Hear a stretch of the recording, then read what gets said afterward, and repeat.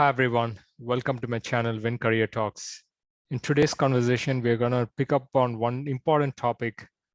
What's a good IIT to join? If you have a choice of joining more than one IIT, this becomes a very important conversation. But the answer to this question is going to be very complex and it has a lot of threads.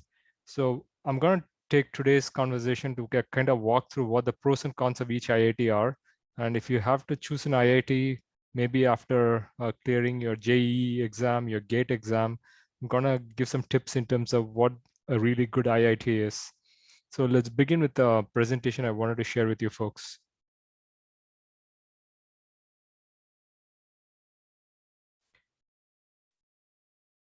So if you can look at my presentation, it's a tongue-in-cheek presentation, just asking what's the best IIT. I'm personally from one of the older IITs, but I'm keeping my bias out of the picture. So let's look at different criteria for looking at IITs and see which IITs stand out. So first one, which is probably very important for most students, is the location in terms of where the location is. If the location is close to a metropolitan city, of course, it's easier for companies to come to campus. It's easier to have opportunities outside the campus in terms of activities you want to do for fun, eating out, and maybe touring a city and so on. So typically, if you look at cities like Bombay, Delhi, and Madras, if you look at the IITs, in Bombay, it's in a place called Powai. In Delhi, it's in a place called Hosskaus. And in Madras, it's in a place called Guindy. So these places are very close to the centers of the city, and you actually can have quite some fun by being in these locations. And the other advantage is also that these locations are also close to big airports. So if a recruiter wants to recruit, it's pretty easy for them to come to these IITs. I would say the tier two in terms of locations are the IITs in less prominent cities like Kanpur, Roorkee, Hyderabad, and so on.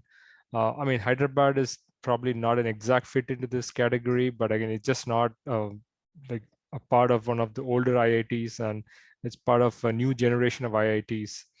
But again, I would call that maybe the second tier in terms of locations which a campus recruiter would choose when they come for placements. And the third tier is the really remote locations. A little bit like IIT Kharagpur may fall into this tier, but clearly locations like Dhanbad, Guwahati, and a lot of the second generation and third generation IITs, which are kind of spread out all across India, they tend to fall into locations which are far away from the airports. And clearly, both for students who want to enjoy a metropolitan atmosphere or recruiters, it actually paints a very different experience. Let's look at a second criteria for having a discussion. So placements in terms of jobs, which I kind of alluded to earlier. If you're located in a metropolitan city, yes, it's much easier to find jobs. But again, jobs do not just depend on a city, but also depend also on how long the IIT has been around. So the older institutions have a very good track record in terms of placing students. IIT Kharagpur, for example, one of the oldest IITs, has a tremendous track record in placing students. Most of the big companies, whether it's the FANG, Facebook, Amazon, Google, if they come to other campuses, they do, of course, come to IIT Kharagpur. IIT Kanpur, again, good location. I mean, even though it's in a tier two city, still it's got a very good placement record. Let me share an anecdote about some experiences I had as a recruiter for Samsung. So I was a recruiting manager for both Samsung Korea and for Samsung India jobs. So in 2012, I came to the IIT campuses trying to recruit for the highest pay in campuses. We are giving a so-called compensation of $150,000 to work in Samsung Korea. So I actually organized the first Samsung recruiting event in India. And if you ask me, we actually ended up choosing 3 campuses where we wanted to visit. We looked at IIT Bombay, Delhi, and Madras. We did not look at any other IIT. Now, the question you're going to ask me is, does it mean that IIT Kharagpur is not as good as IIT Madras, or IIT Kanpur is it not as good as IIT Delhi? Actually, the answer is they are as good as other IITs. There's absolutely no doubt about it. But the way the Samsung recruiting happened was that a team of executives and VPs would come from Korea, a non-stop flight from Korea. We call it a red-eye flight. They take a flight in the night, and uh, early next day they would reach India. And the intent was that we wanted them to come to the airport, come as quick as possible to IITs, finish the placement process in the IITs on the same day, and go back to Korea the same night. So it's like they would leave the day before, come to IITs, finish the interviews, and leave on the same day. And this was just not possible for IIT Kanpur and Kharagpur because they were really away from the big airports, and it would take a lot of time for the Samsung executives to travel from Korea and do these interviews. So we really had to skip IIT Kharagpur and Kanpur just because of logistical issues. But I would say that is still an aberration. This is clearly not an example of other companies. Most other companies, for example, Google has a CEO from IIT Kharagpur. The CEO was a metallurgy and material science engineer, Sundar Pichai. So clearly he is very interested in recruiting students from IIT Kharagpur. So Kharagpur still remains a place where Google recruits from. Likewise, IIT Kanpur has got a very good computer science program, one of the best in the country for a long time, until recently where IIT Bombay took over. But again, the reputation remains, and they got really good placements. I would say IIT Roorkee, some of the older IITs, for example, Roorkee, ITBHU, which is IIT Varanasi, IIT Dhanbad, IIT Guwahati, they all fall into a set of IITs which have been around for a long time, and they have very good placement records. IIT Hyderabad is one among the second and third generation IITs which stands out because of its prime location. It's in a really big city, which is as good as a metropolitan city. So IIT Hyderabad stands out. Then there's a bunch of second generation, third generation IITs where I think recruiters would probably go to the other tiers before they come to the second generation and third gen IITs. But by no means are the placements bad in the second generation and third generation IITs. In fact, a lot of recruiters are coming to the second gen IITs because they're not able to get enough students from the other IITs, the older IITs. And I personally work with some of the second gen, third gen IITs, and I would definitely say that the placement record is as astounding as it has ever been. In terms of internships, I would say that location is important, but at the same time, it's also very important to be close to a place where there are a lot of jobs. So if you're looking at internships, it's very easy to get placed if you're in a place like Bangalore and Hyderabad because there are a lot of jobs. And even 60 to 70% of the placements in IITs typically tend to be in computer science, data analytics, finance, consulting, and so on. So if you're closer to one of these um, big centers of jobs, whether it's Gurgaon, Hyderabad, Bangalore, there's a much easier chance that you could get placed. So I would say the traditional older IITs like Bombay, Delhi, Madras, Hyderabad have an advantage when it comes to internships. Likewise, the older IITs like Kharagpur, Kanpur, Roorkee, Varanasi, Dhanbad also have a really good advantage. The newer IITs, I would call out a couple of new IITs which are doing a very good job. IIT Guwahati, it's been around for quite some time. It's part of um, the early IITs. If you're looking at newer IITs, Tirupati, Palakkad, Goa, Gandhinagar, and Dharwad stands out. And I'll tell you the reason why. So Tirupati is basically in Andhra Pradesh, the former Andhra Pradesh, and they're very, sorry, let me check again. So Tirupati is actually in Andhra where there are a lot of companies which have set up base, so it's very easy to get placed. So that's a good place to be in. Likewise, if you're in Karnataka, for example, like IIT Dharwad, again, there are a lot of companies even in Karnataka, even in Bangalore. So it's like that's a place where there are a lot of jobs. So there is very good placements even there. If you're looking at IIT Palakkad, is actually very close to Coimbatore, which is a big manufacturing city in India, and it's even close to Bangalore. So a lot of recruiters from Bangalore and Chennai Chennai, and Coimbatore come to IIT Palakkad for placements.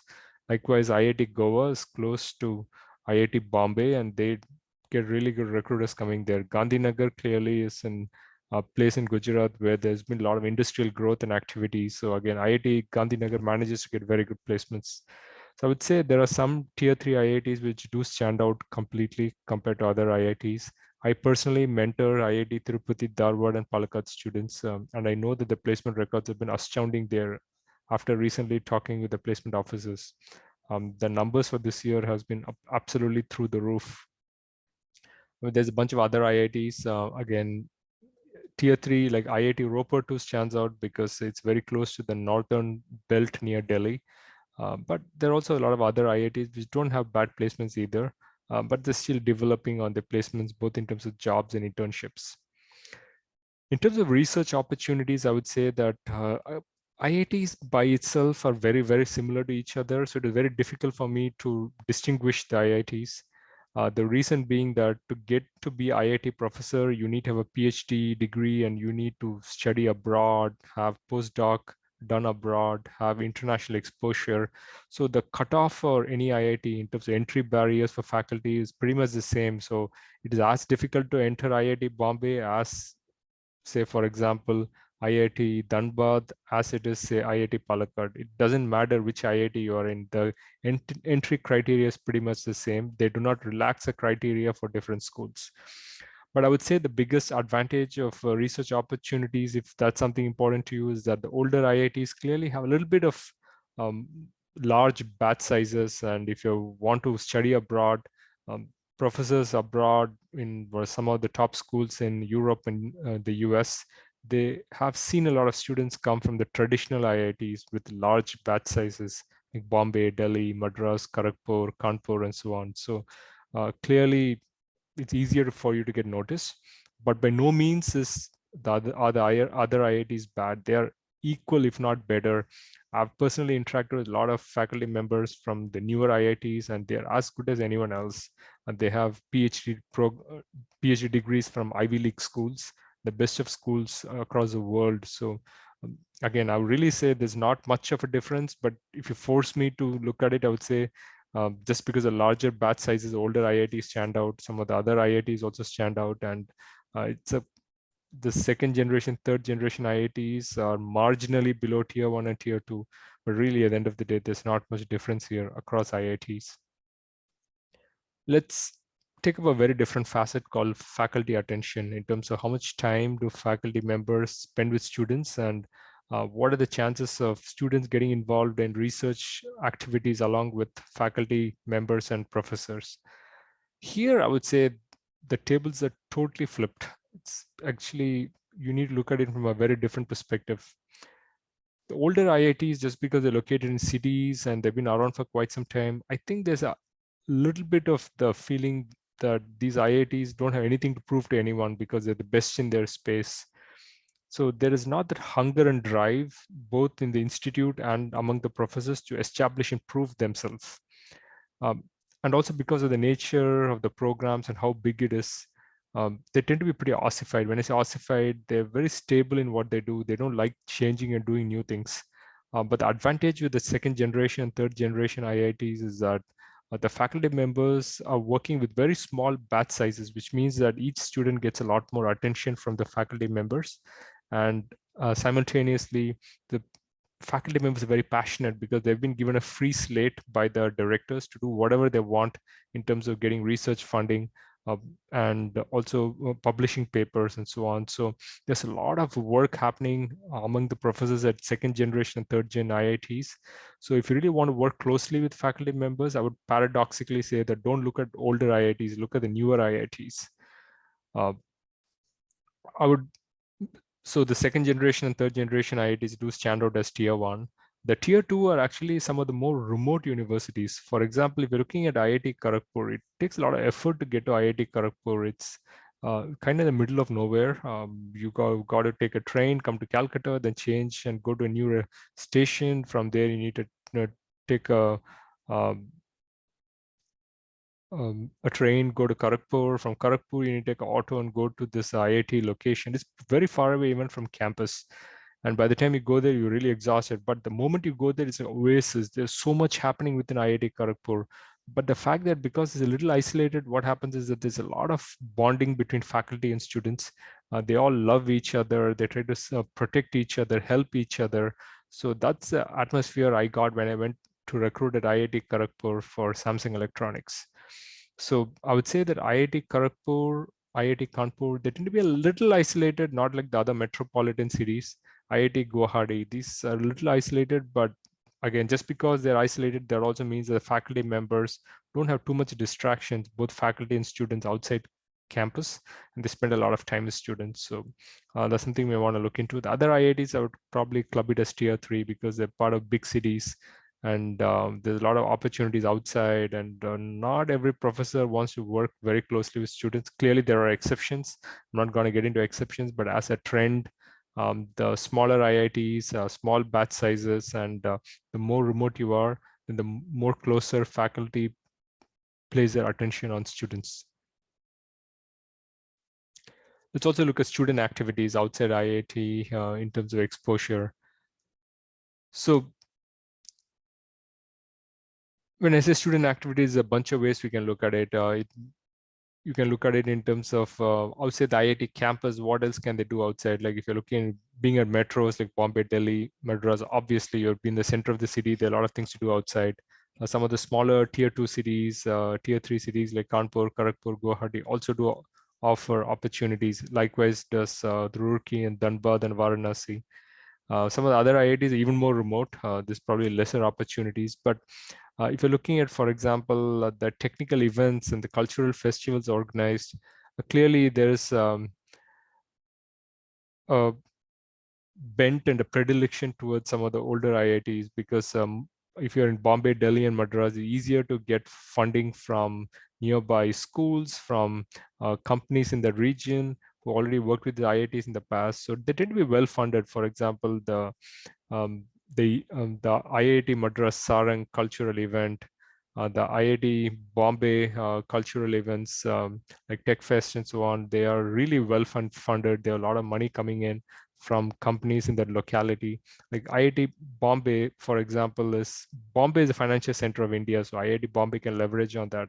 IIT Delhi is again close to Gurgaon and is also a hub, an industrial hub in North India. So again, it ends up getting a lot of companies sponsoring programs. So in terms of just cultural festivals, I think Bombay, Delhi, Madras do stand out.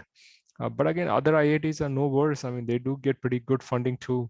But it's just that in terms of student activities, yeah, the big cities probably are for those students who really want to have more of fun outside IITs and less focus on education. I think if you're just a person who just wants to have absolute fun, yeah, Bombay, Delhi, Madras could be a good choice. In terms of alumni contacts, I feel that the longer an IIT has been around, the better the alumni contacts are going to be. So if you're looking at Kharagpur, which is the oldest IIT, Kanpur, they tend to have really good IIT contacts.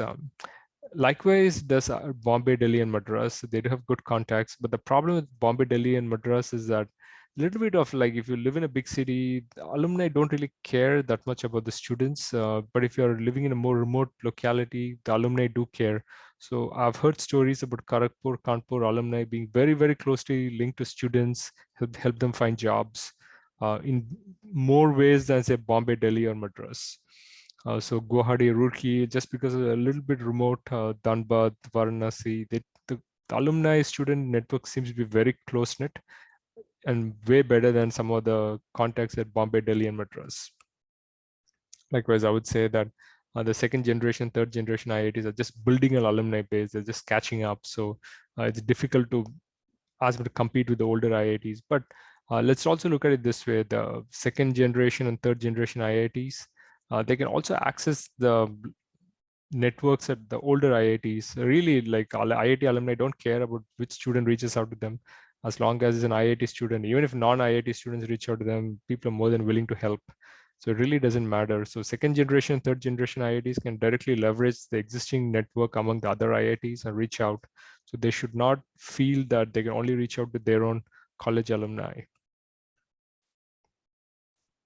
So in terms of further studies, I would really say that like when we're looking at the branding of IITs, it's pretty much the same outside India. I think there's a lot of nitpicking within India as to what's better, what's higher ranked, and so on. But overall IITs have a certain cash associated with it, a brand cachet associated with it, and that value, right, is something which most universities outside the world recognize, outside India recognize. And I would say that because of the fact that, for example, IBM is led by an IITN, Google is led by an IITN, there's a lot of recognition that IIT students are very good. So if you're going to do an MS abroad, really it doesn't matter which IIT you go to, whether it's a top-ranked IIT, whether it's a third-generation IIT, it's basically the same. There's no difference. Likewise, if you're going to do a PhD abroad, what matters is not the college name or brand, but actually it's more about what sort of research have you done in your undergrad or master's program. So for example, if you've been at a new third generation IIT, but I worked very closely with the faculty member, I mean, your chances of getting in is way more than, for example, somebody who has an average CGPA, grade point average, and somebody who has average research credentials from a top IIT, like IIT Bombay or Delhi. So again, for a PhD program, your research matters. Your research has to do the talking, and not the brand value. If you're looking at MBA in India, I would say that again, all IITs have a certain brand value, but then of course, saying you're from IIT Bombay or Delhi has a little bit of bragging rights, but that's just silly. I mean, I'm from IIT Bombay myself. It's just silly to keep reiterating that you're from that university or that college, because at the end of the day, it's all the same. The game of life, everything just evens out in the long run.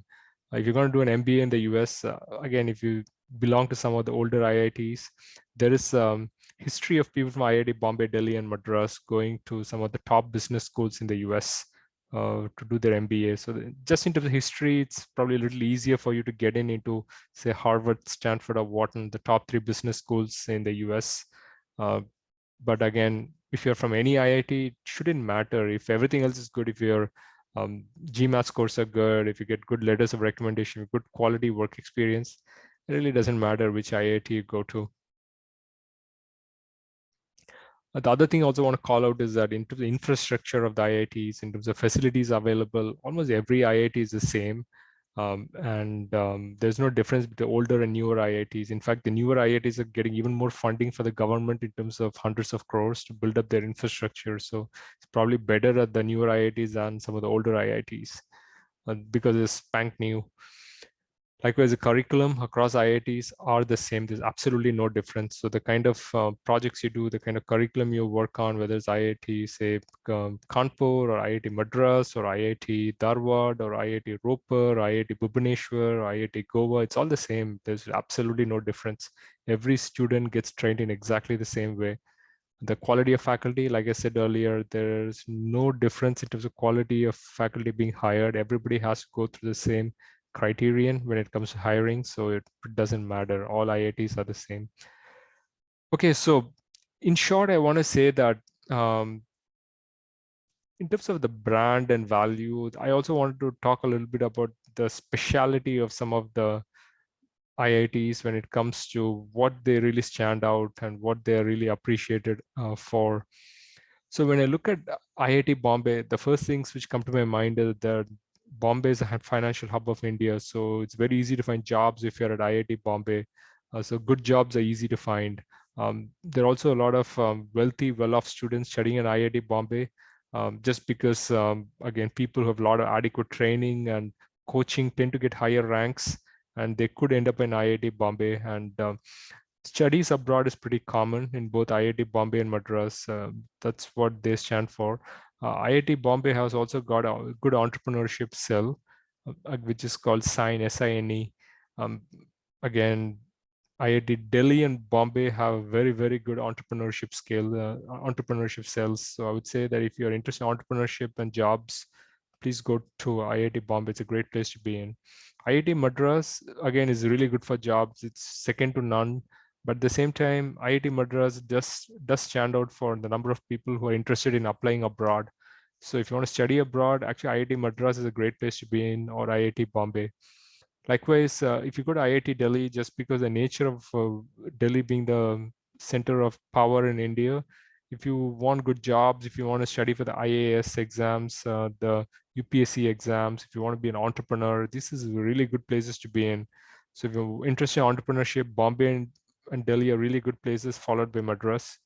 Likewise, if you want to study for civil services, probably Delhi is the best choice. If you want jobs, again, any IIT could get you really good jobs, but definitely just because of being close to metropolitan cities and airports, Bombay, Madras, and Delhi probably stand out. Kanpur, the way I felt about it is that they got excellent computer science programs, second to none. I would say probably one of the best in the country. The jobs are excellent too.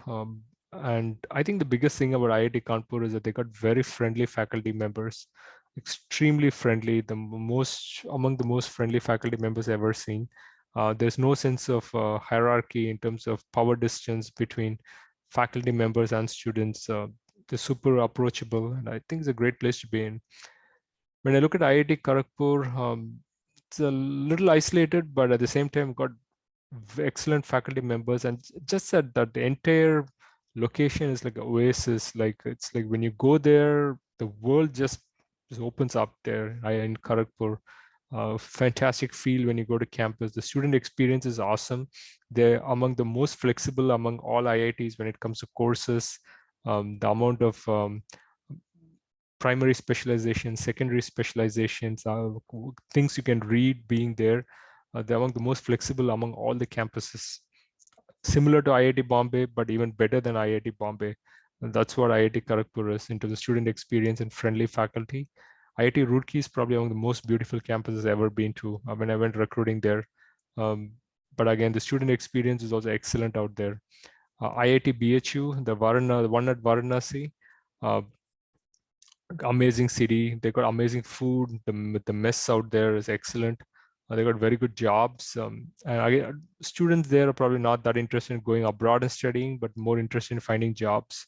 They're also good in entrepreneurship because students are very outgoing. They want to basically look out for all sort of options in terms of advancing their careers.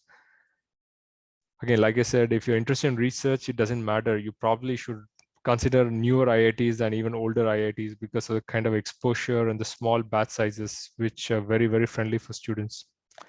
In short, I would say that at the end of the day, if you ask me which IIT is the best, I think it's a silly question to ask because I think all IITs are the same. Some are better in some ways, some are worse in some ways. But also depends on what you want to do. If you want to look at jobs and internships, yeah, do choose some of the bigger cities. If you want to do research, maybe shoot for the newer IITs because they offer excellent faculty members who can work very closely one-on-one with you with very small batch sizes and more faculty members and lesser students to manage. Further studies, if you want to study abroad, it doesn't matter. Every IIT is actually the same. They're all like probably 1% different from each other, but they're pretty much the same, 99% similar. But if you still ask me to hone down on a bunch of parameters, I would say the older IITs tend to have a more established brand name because they've been around for many, many decades. The same culprits like Bombay, Delhi, Madras, Kanpur, Kharagpur stand out. But end of the day, I think the IIT brand is overall a really good brand. It doesn't matter which IITs you're in. Okay, so I really want to hear about whether you agree with my analysis or not. So why don't you put down your comments in terms of what you thought about this video in terms of do you agree with this or do you have a different point of view? I would love to hear your comments. So also like and smash the subscribe button if you want to hear more videos like this. Also, let me know if you have the other videos you folks would want to hear and listen to. Thanks, folks. Hopefully you had an interesting time listening to this. It's meant to be a fun video. Suppose someone did not feel very happy, again, just forget it. I mean, it's just something to both enhance your knowledge, same to have a little bit of fun poking holes at the IITs. Thanks, folks. Bye-bye.